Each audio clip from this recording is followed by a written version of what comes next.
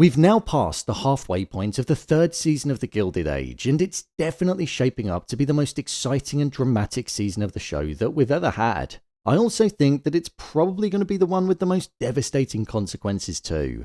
Following Gladys being married off to the Duke in the most recent episode, a mid-season weeks ahead trailer was released which showed the direction that the final few episodes of the season are going to go in. Honestly, I can't believe we're already halfway through it.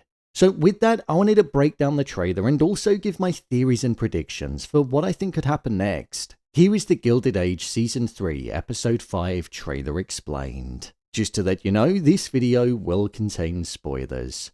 So the trailer opened up with the most interesting dynamic in this season, and that was George and Bertha. Two people who were on complete opposite ends of the spectrum when it came to their daughter being married to the Duke. George said, "I don't blame you for being ruthless, I admire it." And Bertha then responded and said, "You must understand, I just want what's best for us all." To be fair, she's not wrong in that regard. She wants what's best for the family in the way that it'll propel their name to heights that have never been reached before, but she doesn't care what emotional damage it does to family members and if it's something that they truly want or not. The line that she said wasn't actually in response to George though, it's actually taken from a conversation that she was having with Larry later on in the trailer when he was shocked at some more scheming that she was up to that seems like it's going to involve Larry's love life. I'm presuming it could well be Bertha getting involved in pairing him up with Miss Delancey when he obviously wants to be with Marian. So I'm guessing it's definitely about Larry and how it's his turn for Bertha to start meddling.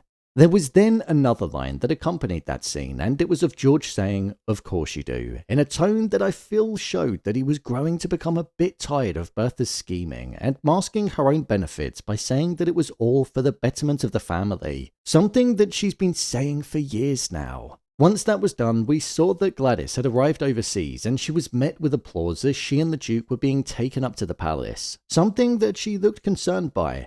I'm guessing it's most likely because it would be an alien feeling for her. Alongside this, we also saw the Duke's sister trying to fix the way that Gladys was acting around others that were there, making her seem more royal and like she belonged there.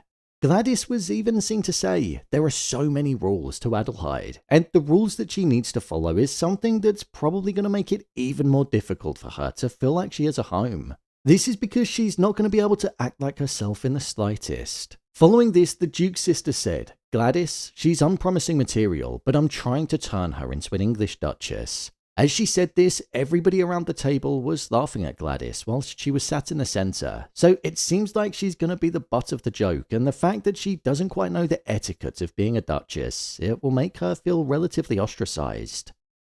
The Duke responded to his sister and said, "It was you who told me I must save the family with a Yankee heiress," and she said, "It never occurred to me that you'd have to bring her home." The final shot in this section was of Gladys walking through the palace alone, and it just looked so large and like she was lost in the maze-like structure of it all. So I think she's definitely going to undergo an identity crisis as the entire way she was raised is put under scrutiny, and she then has to try to be turned into a completely different person. After this, it cut to Peggy's storyline, and her mother was saying to her, "When you marry, you take on the whole family." As this was said, it cut to Mrs. Kirkland, the woman who has only had negative things to say about the Scott family, especially Arthur, calling him an unimportant man and allowing colorism and his past of being an enslaved man to shape her opinion of him. Peggy let out a sigh following her mother saying that, so it showed that Dr. Kirkland's mother was probably the very thing that was standing in her way of being happy with him. It also seems like Mrs. Kirkland is going to be doing some digging on Peggy's past to try and shun her even more and to get in the way of her being able to be with her son. I'm presuming she's going to find out about the fact that Peggy was once married to Elias Finn and that she had a son that passed away. So I think this will sadly become more ammunition for Mrs. Kirkland to use against the family, and the resurrecting of this information and bringing up her son in that way could be why we saw her crying on the stairs during the closing moments in the trailer. Following this, it then cut to George speaking with Larry, and he said, "I need this land for the railway expansion. I'm counting on you." And Larry simply responded by saying, "What's in it for me?" It seems like Larry's newfound money that he's come into that he earned himself is going to give him a sense of confidence that he's not had before. Hence why he'll be speaking to his father like that. In the past, Larry would have just gone off and met with those that he needed to meet with in order to get business done. But with him now having a large cushion of money for himself, him saying, "What's in it for me?" really does show how he's looking at the world differently. George was even surprised by this because he responded and said, "What?" as that would have never come out of his son's mouth before. The next scene in the trailer was then all focused around Jack and the fact that he'd now made this $300,000 fortune by selling the clock and the patent. Agnes said, "Have you found out just how rich this clerk has made our footman?" This was as she was speaking with Mr. Bannister, as one would imagine that word has most likely spread amongst the staff, even though Miss Bauer said that they'd keep it a secret. Ada said how they'd all support Jack and they wouldn't pry into his secrets. I do wonder what this is going to do for Jack though. We saw that he's a man that likes stability and that sense of family and togetherness, as it's all he's ever known whilst working at the Van Ryns. But it seems like Larry might well be leading him astray by taking him to shows, introducing him to women and also gambling too, which is going to be a completely different world to what Jack's used to. So I wonder how the existing relationships are going to be when Jack most likely starts acting slightly different to how he was before. We know that he wants to stay with the Van Ryns, but if Agnes finds out that he has more money than her, is that something she'd allow? After this, Marian said such an important line. She said, "It turns out I didn't know Larry as well as I thought." As she said this, it was centered around Larry spending time in a casino and also being around other women. She went on to say, secrets and lies are not any sort of foundation for which to build a marriage. So Marian might not like the way that Larry's been acting since coming into the money, and it might drive a wedge between them. This would be a real shame because they're the couple that I've been excited to see develop because they seemed so right for each other all the time that Larry was in his caring way. The next part of the trailer was then around Peggy saying to Dr. Kirkland, "There's more to tell you." I feel like this could be Peggy speaking about her previous marriage and child, hence why she has a look of upset on her face. Or following it seeming like Mr. Fortune and Dr. Kirkland were going to get into a bit of a disagreement. I wonder if she's going to reveal to Dr. Kirkland that the both of them were once close and that she decided to leave the paper because she feared that their feelings for each other would grow stronger.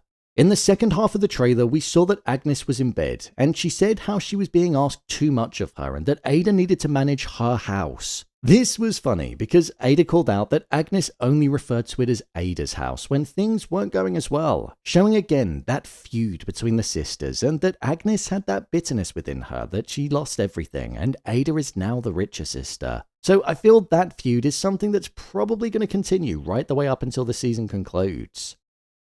The next part of the trailer then had the Newport Ball on show, and Bertha said, "For the Newport Ball, I would end the ban on divorced women." This is something that not only helps the likes of Aurora and Mrs. Astor's daughter, but with the way that it looks like Bertha and George's relationship is going, it could well be getting done because she might sense that their marriage is one that's starting to have the love drained out of it. So she might be thinking ahead and she won't want her position in society to be hindered by that. Within the true story, Alva Belmont, who Bertha's based off, did actually divorce her husband. So if the show is going to stay true to the events, I wonder if Bertha could be looking to do the same.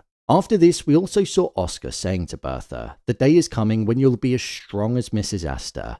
This is the clear direction that Bertha is going in. As we saw in the previous episode, Mrs. Astor mentioned how 3 years ago nobody knew who Bertha was, and now, well, she's rising to the top with ease. It also seems like a character that we've not seen that much in this season, Ward, is going to publish his book, and it's going to take off and be filled with a ton of gossip about high society. Judging by Aurora's face, there's going to be some gossip in there for sure. He spent a lot of time with Bertha and Mrs. Astor, so I wonder if there's going to be anything damning on them.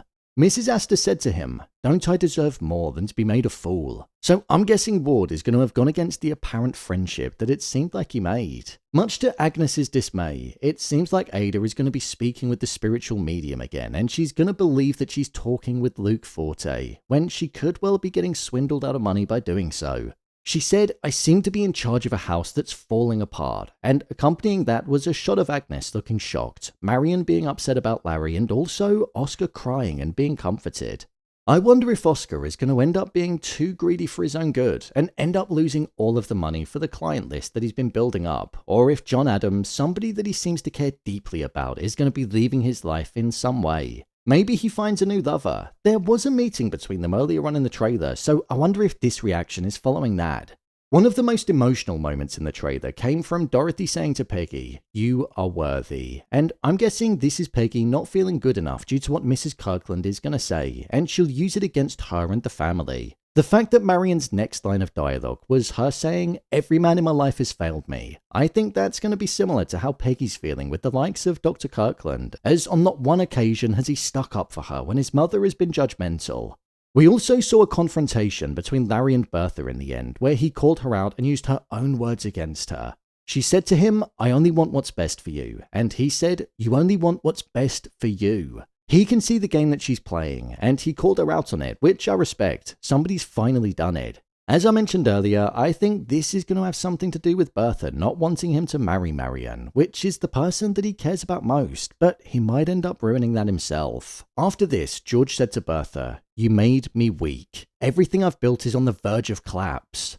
This is most likely due to the railroad project that was predicted to fail being the very thing that's going to crumble and him not getting the financial backing that he was looking for. Plus, I also reckon it's about him being out of money due to the deal that Bertha made in promising money to the Duke if he married their daughter, which Gladys didn't even want. Bertha said, "I can fix this, believe me," and George said, "That's the problem. I don't think I do believe you anymore." That is the line. The killer line where it feels like George and Bertha's story could potentially reach its end. If Bertha doesn't have George and George is on the cusp of losing everything, then what is she to him and what is he to her? He won't bring her any value, and as we know, Bertha looks out for number one no matter what the cost. So I think we could potentially see Bertha and George reach their end. There was a tease in the previous episode where the only grounds for divorce is adultery, and in the true story, William Vanderbilt, who George is based on, was said to have had a mistress, and that was how Alva filed for divorce. So I reckon we could see the Russells truly meet their end by the end of the season. This trailer really did show a lot within it, and it seems like it's going to be a truly eventful final half of the season. I just can't wait to see how it's all going to unfold. Honestly, this is the best season of the show by far, and I'm loving every second of it. It's just filled with drama. So, there you have it, the Gilded Age Season 3 Episode 5 trailer explained.